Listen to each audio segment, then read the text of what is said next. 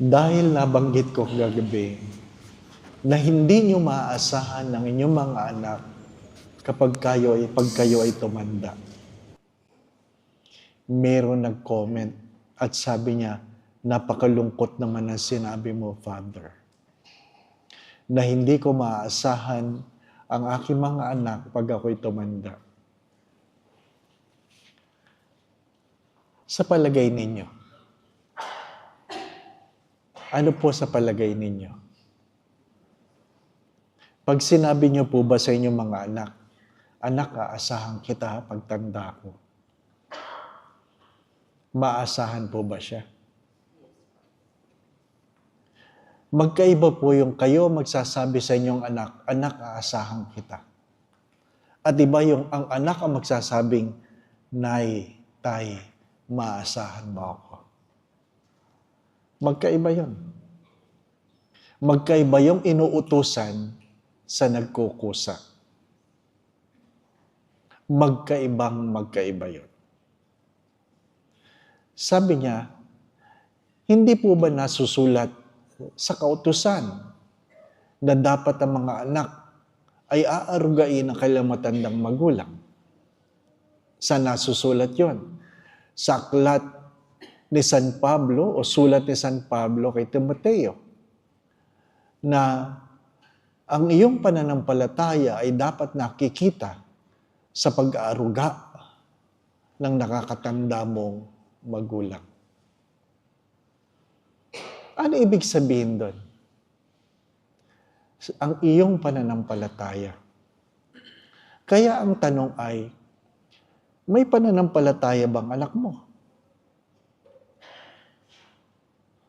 Mahirap sundin ang kautusan kung hindi naman siya naniniwala sa gumagawa ng utos.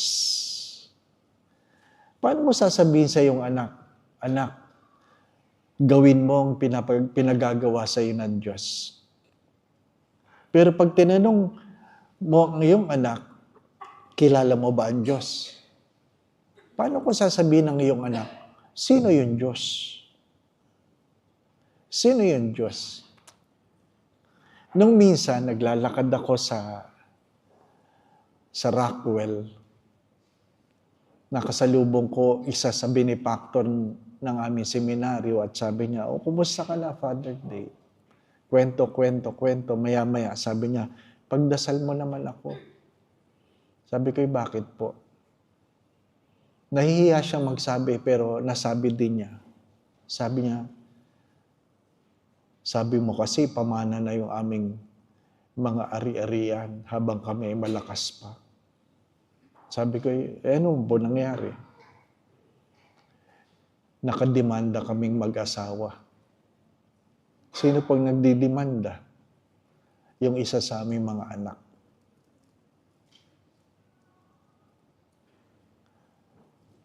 Sariling anak ang nagdidemanda sa magulang. Bakit niya dinidemanda ang kanyang mga magulang? Kasi hindi niya gusto ang kanyang pamana. Kaya nabiro ko yung aming benefactor. Yan ang kinaganda ng mahirap. Sakit lang ang pinapamana. Diabetes, alta presyon, di ba? Hypertension, gout. Yan lang pinapamana ng mga mahirap. Hindi mo pinoproblema yung mana ng mayayaman. Of course, sinabi ko lang yun dahil gusto ko siyang patawanin. Pero bakas na bakas sa mukha niya ang kanyang frustration. Sino ba ang mga magulang na ayaw ang kanyang mga anak magkaroon ng magandang kinabukasan? Ang kabilin-bilinan ng aming mga magulang, wala kaming may papamana sa inyo. Kaya mag-aral kayo ng husto. At sabi ng aming mga magulang, one time yan. Pag bumagsak ka, wala akong ibang tuition pandagdag. Kaya mag-aral ka. Ang pinamana lang sa amin ay aming mga pinag-aralan. Pinag-aralan. Alam nyo, hindi lang yan isang kwento. Dati, meron din isang ambassador na nakilala ko. Isinulat pa ang aking pangalan. Sinulatan pa niya ako. Na isa ako sa magmimisa sa kanyang lamay. Akala ko fake news eh. Kasi hindi pa patay, sumulat na eh. Di po ba? Ano? Nakita ko doon yung mga pangalan ng pari kung sino magmimisa sa mga araw na kanyang lamay. Isa doon, si Bishop Sok. Tinawagan ko si Bishop Sok. Nakatanggap ka ba ng ganitong sulat? Kasi nandito ang pangalan mo. Sabi niya, oo. Totoo ito. Ha? Hinahabili na niya kung sino magmimisa sa kanyang lamay. Kayo rin, baka gusto niyo sumulat na. Di ba? Kasi nung ako po ay nasa pilgrimage, namatay po ang nanay ng aking kaibigan, galit na galit siya na hindi ako makakapagmisa sa lamay ng kanyang nanay. Sabi ko, ano magagawa ko? Nasa pilgrimage ako. Di ba? Sana, Father, pag ako namatay, wala ka sa pilgrimage. Eh sabi ko sa kanya, di-schedule natin. Di ba? Walang nakakaalam. Kaya nga pinaghahanda tayo eh. Walang nakakaalam. But the sad story, hindi kami nakapagmisa sa lamay. Hindi kami nakapagmisa sa lamay. Nung namatay, meron siyang ibang kinuhang magmisa. Sabi ko kay Bishop, kailan tayo magsimimisa? Doon daw sa Pasiam. Sa Pasiam. O, edi, alam ko, pang-apat ako. O.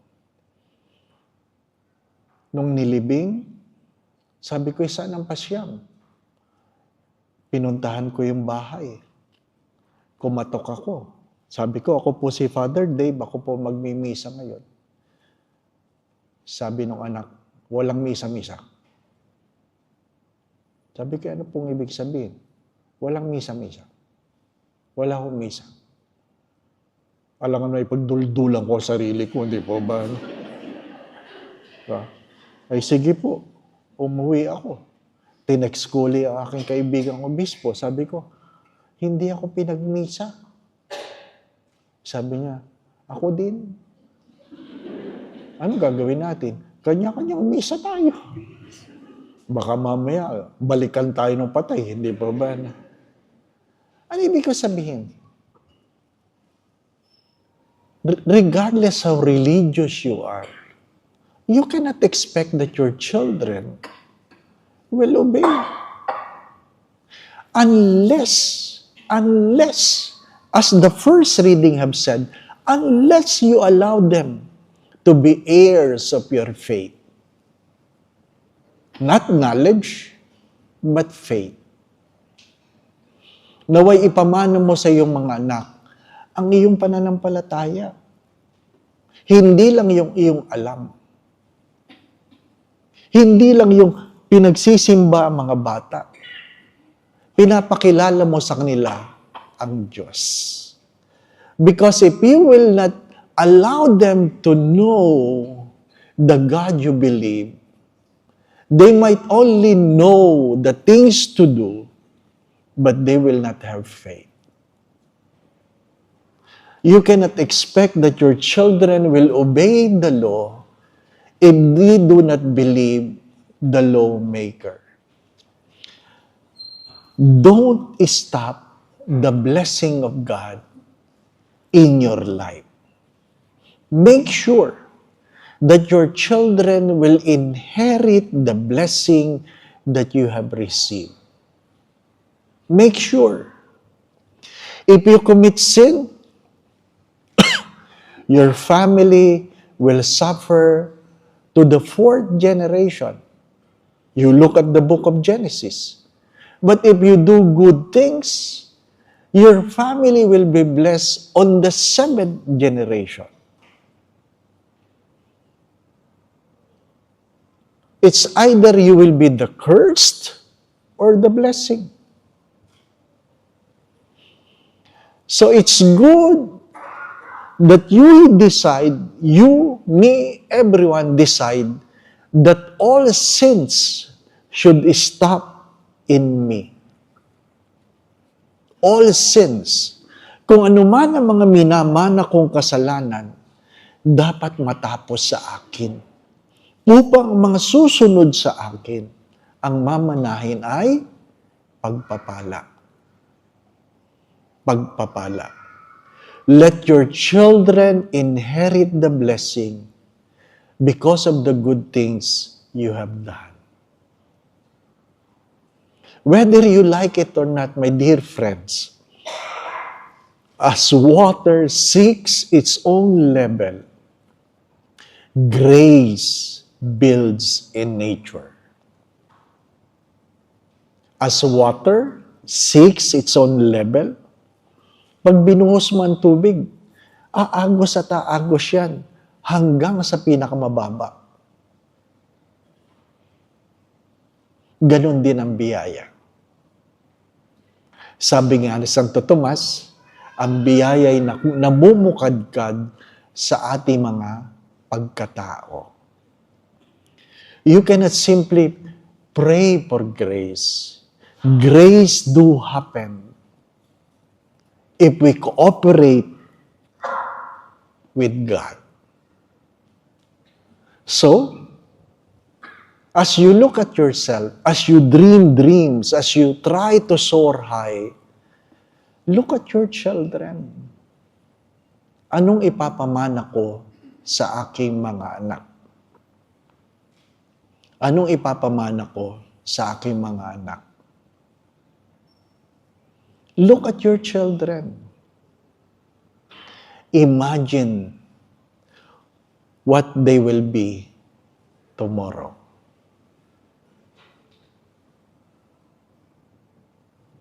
Imagine.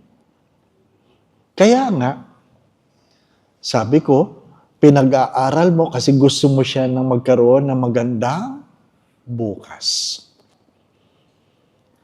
First, inculcate to your children that learning is more important than grades. Learning is more important than grades. Comprehension is more important than knowing how to read. May mga taong marunong magbasa, pero hindi marunong umintindi. Di po ba? Marunong magbasa, pero hindi marunong umintindi. Do not touch wet paint. Ay, basa nga.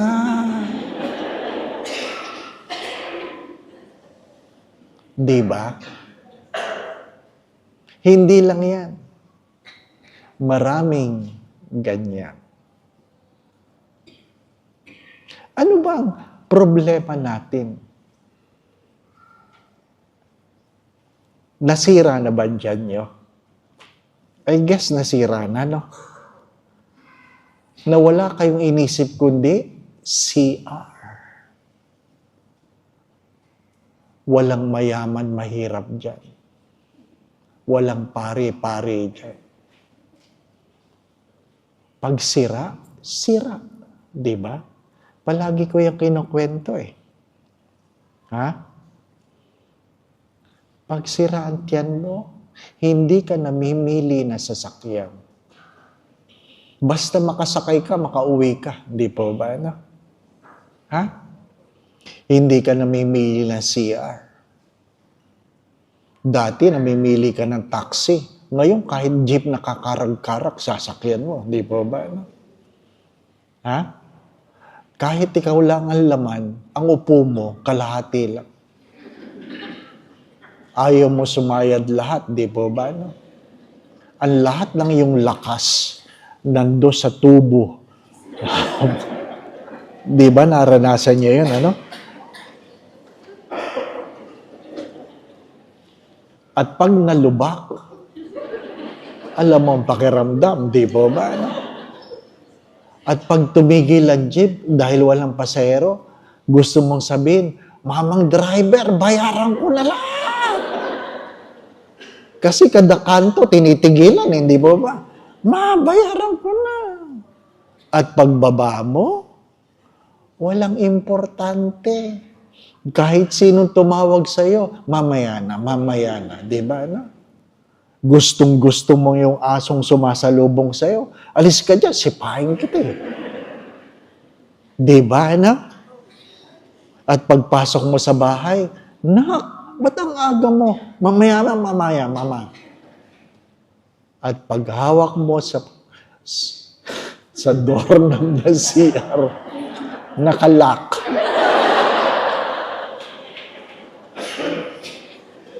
Nakalock. Di ba? Bago ka pagpasok mo sa pinto mo, tinanggal mo ng botones eh. Binaba mo ng zipper eh, di po ba? No? Para pagpasok, ibababa na lang kung ano man, di po ba? No? Nakalock. At may kumakanta sa loob. Di ba? O,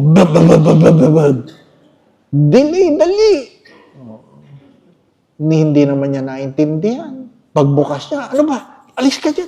O, uupo ka. Nailabas mo. O, naalala nyo? Di ba? Ano una nyo sinabi pagkatapos? Kita nyo na, naalala nyo ang Diyos.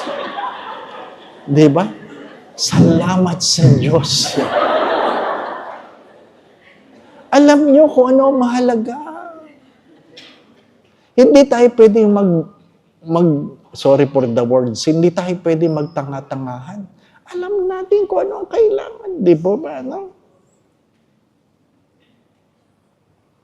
Magkakasama kami mga pari sa Mega Mall.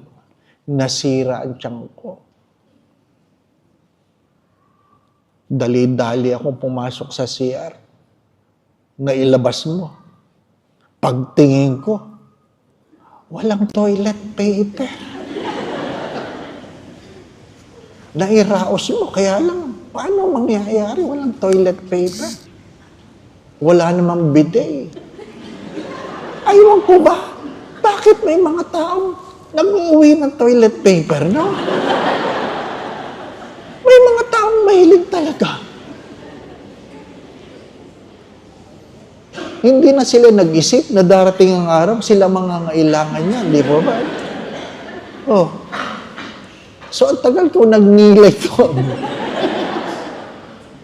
Tinext ko yung aking kasamang pari. Sabi ko, Padi, tulungan mo naman ako. Nasa CR ako. Walang toilet paper. Baka naman pwede mo akong dalhan. Sabi niya. Saan? Sabi ko, nasa 3rd floor. Sa kanan, building A. Oh. Kasi A and B, di ba? Oh. Nanonood pala siya ng sine.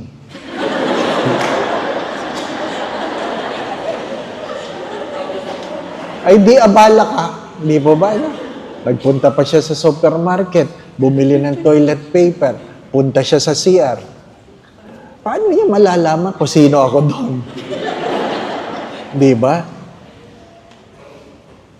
Alangan masabi niya, Father Dave. Ang hirap, no? Kaya sabi niya, Dave! Sabi ko, dito. Di ba? Anong ibig ko sabihin? We suffer because people fail to comprehend. Hindi porke libre, pwede mo kunin. Di ba? Hindi porke libre, pwede mo kunin. Kilala niyo si Jokoy, di ba? Yung Amerikano, Pilipino na sikat na comedian. Sabi niya, nahihiya ako sa nanay ko. Kasi pag kumakain kami sa restaurant, pinapauwi yung mga tissue paper. Di ba? Ganun tayo eh. Anong kinabukasan? Again, you have to inculcate to your children that learning is more important than grades. In simple terms, tell your children to bring home educations and not simply diploma. Mag-uwi ka ng pinag-aralan, hindi lang diploma. Magkaiba yon. Sayang ang talino kung walang pinag-aralan. That you value learning, not just grades. Value learning, not just grades. Don't scold your children because their grades are low. You ask them, what have you learned? Sabi nga ni Don, nung dumating ako dito, 8 buwan ako walang trabaho. Takot na takot ako. Nag-apply ako. Nakakuha ko ng trabaho, security guard. Ang sahod ko, mas maliit pa sa allowance ng misis ko. Hindi siya naapektuhan. Bakit? Mas mahalaga na ikaw ay may trabaho kaysa sa sahod na iyong natatanggap. Marami sa atin ayaw magtrabaho kasi ang baba ng sahod. Lahat gustong sumahod ng malaki na ayaw magsimula sa ibaba. Natuto siya. At dahil sa kanyang pinapasukan, nalaman niya bakit ang lalaki ng sahod na ito. Mga safety officer. O di nag-aral siya na safety officer. Umudlad ang buhay. He learned to value learning, not just about money. Third, don't inculcate on your children how to be best in their class, but be the best he or she should be. As I always say this, be the better person today than yesterday. Not with anybody else. Not with anybody else. Be the best who you can be today compared to yesterday. Because things are learned through practice. That's why I always say this. Discipline is never about punishment. Discipline is learning to embrace certain habits so that we will be able to live a life of excellence and distinction.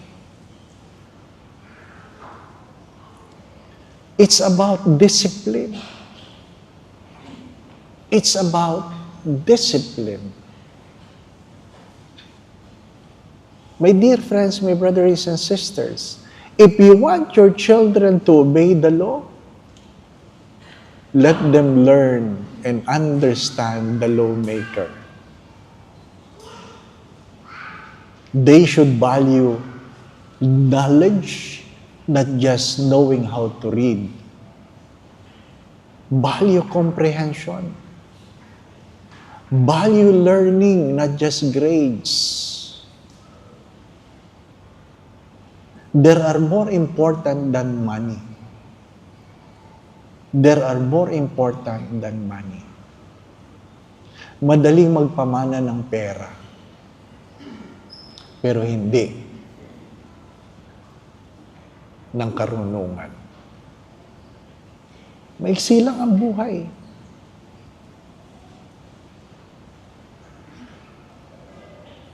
Si Ate Flor, nakilala ko, nagimbalo for the past 3 years. Sino ba nakakaalam na papanaw ang iyong asawa ng ganong kabilis? Wala nakakaalam, di po ba? No? Kaya nga yung mag-asawa, dapat hawakan yung mabuti yan. Madalas niyong hawakan yung kamay ng inyong kabiyak. Seriously. Seriously.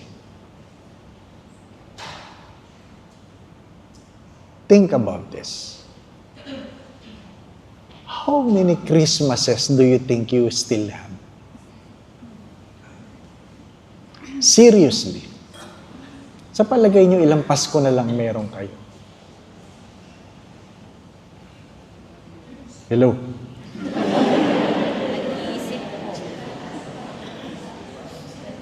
Di ba?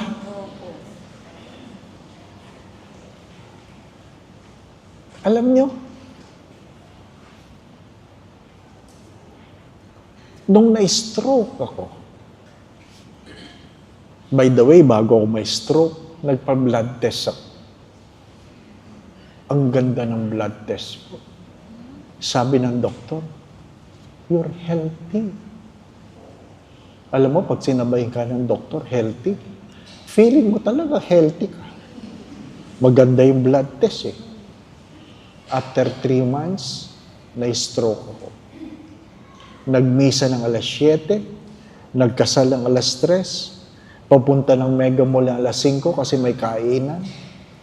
5:15, na-stroke ako. Ako ang nagdadrive. Bigla ako naduling. Sabi ko, sama ko, sandali lang naduduling ako. Sabi niya, baka vertigo. Hindi ito vertigo. Kasi umiikot ang buong daigdig. Umiikot ang buong daigdig. Pag vertigo. Ito duling lang. Pag pinikit ko ang mata ko, hindi naman ako umiikot. Hindi lang ako makakita ng maayos. Tinabi namin. Tapos sabi ko, parang wala nang pakiramdam yung mga kamay ko. Sabi niya, tingin ka sa akin.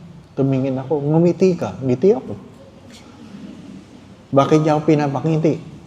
Kasi kung stroke, tabingi ang mukha mo. Hindi naman daw tabingi.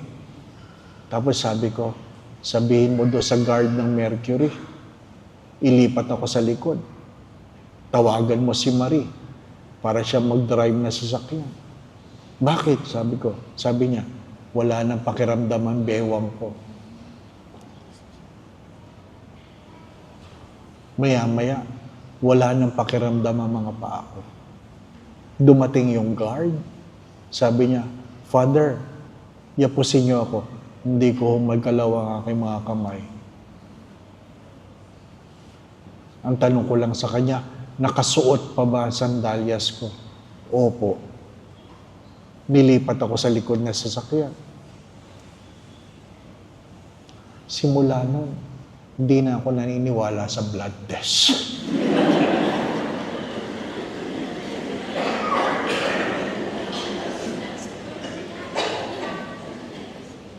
We tend to be complacent.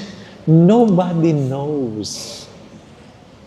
Nobody knows. If you will not teach your children how to survive, do you think they will survive? They will not. My dear friends, my brothers and sisters, kaya maghanda ka. Hindi mo alam kung kailan darating. Di po ba? Hindi mo alam. Sabi nga, may mga nagplano kagabi kung anong gagawin nila ngayon. Pero hindi na sila nagising. May mga taong kaninang umaga nagplano kung anong gagawin ngayong gabi. Pagkatapos ng Mission Pilipino. Pero hindi na sila umabot. Kayo, di ko alam. Di ba, no? Walang nakakaalam. What I'm trying to say, don't simply plan about yourself. Think of your children. Think not only of your future, but also of your children's children. Inculcate in them your faith. Inculcate in them the values. Inculcate in them what is more important, not just what is pricey. Maiksi lang. Maiksi lang.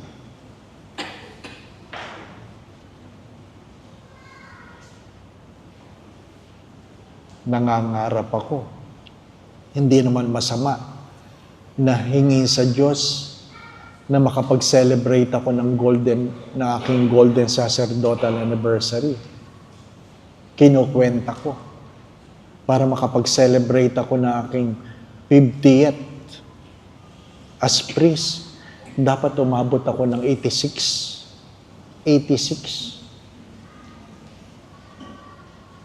62 na ako ngayon. 86. Di ba?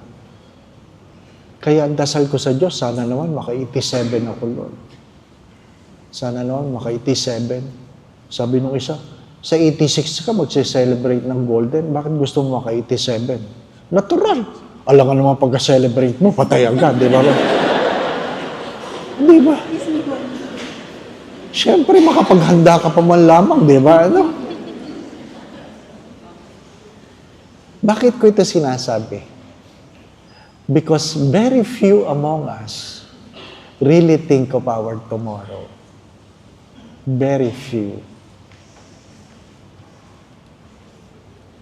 We seldom think. Parents, what is in your mind as you look at your children? Anong laman ng inyong mga isipan? Di po ba? May kapatid ako, ang isa sa anak niya ay special child. Binata na. At least marunong na magluto ng pansit canton. Binata na. Pero ano sabi ng kapatid ko? Kung ipahihintulot ng Diyos, sana una siyang mamatay bago ako. Yun ang kanyang pag-iyak sa Diyos. Bakit? Paano ang aking anak pag ako ang nauna?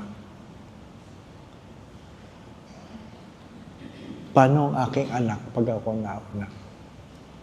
Only a mother could understand those words. Only a mother.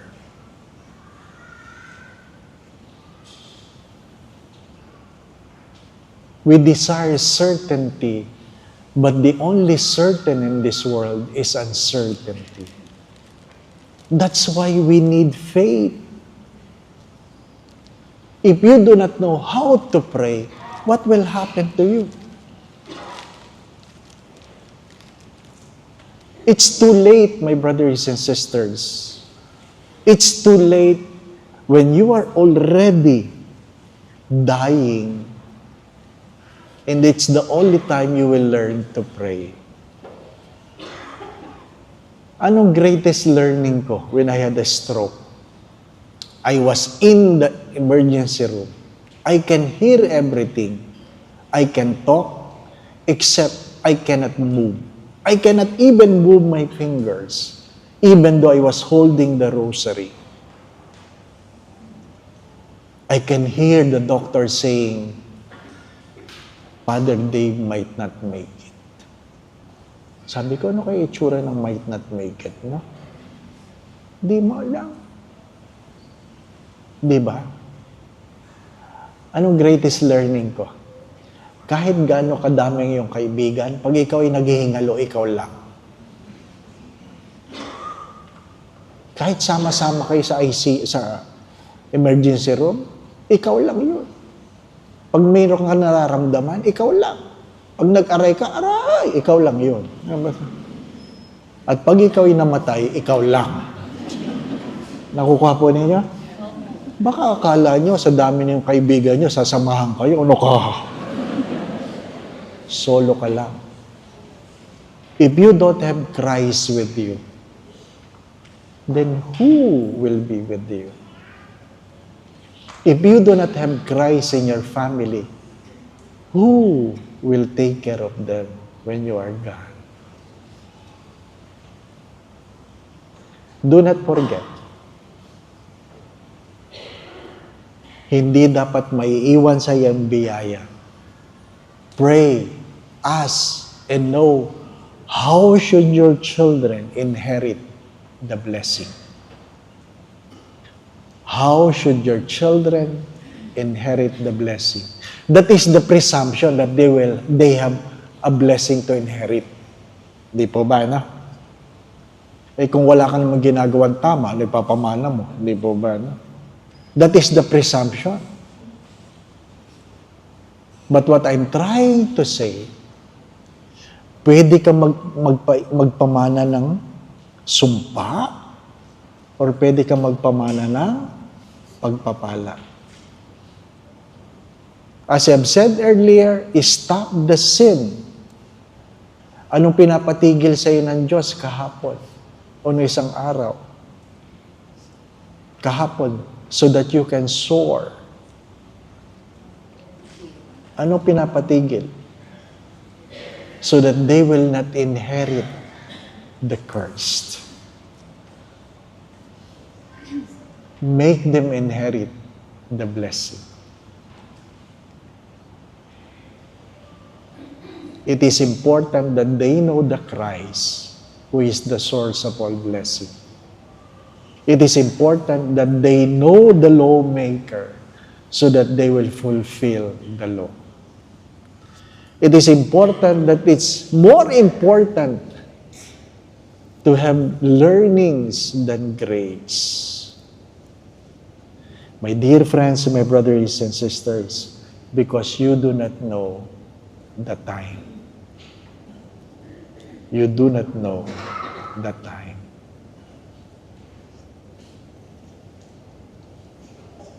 Love, forgive. Love, forgive, and bless. Kaya nga, pag nagmimisa kami mga pari, palagi namin sinasabi yan, this will be my first, my last, and only Mass. This will be my first, my last, and only Mass. Look at your husband. Look at your wife. So that when you kiss him or kiss her, you kiss her with love. Sandali lang ang buhay. Maiksi lang.